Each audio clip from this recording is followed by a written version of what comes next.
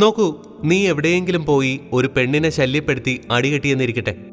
അടികിട്ടിയപ്പോൾ എങ്ങനെയെങ്കിലും ഫോണെടുത്ത് നീ നിന്റെ കൂട്ടുകാരൻ്റെ എമർജൻസി നമ്പർ ഡയൽ ചെയ്തു. പിന്നെ അവൻ ബുള്ളറ്റ് അല്ലെങ്കിൽ ബൊലേറോയിൽ കൂട്ടുകാരൻ്റെ കൂടെ വരും. ഇവനാണ് നിന്റെ കൂട്ടുകാരൻ. പരീക്ഷയിൽ ചീറ്റിംഗ് ചെയ്യിച്ച് തരുന്നവനാണ് നിന്റെ കൂട്ടുകാരൻ.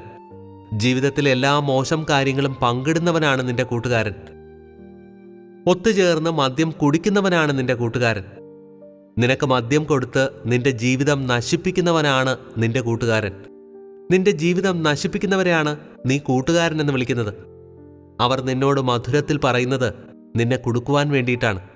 അതുകൊണ്ട് നീ കൂട്ടുകാരനെക്കുറിച്ചുണ്ടാക്കിയ ചിത്രം ഇന്നു മുതൽ നീ ശരിയാക്കണം. നിന്റെ നന്മയ്ക്ക് വേണ്ടി പ്രവർത്തിക്കുന്നവരാകണം നിന്റെ കൂട്ടുകാരൻ. നിന്റെ ജീവിതത്തെ ഉയർത്തിക്കൊണ്ടുവന്ന് നിനക്ക് നേർവഴി കാണിച്ചു തരുന്നവനാകണം ശരിക്കും നിന്റെ കൂട്ടുകാരൻ.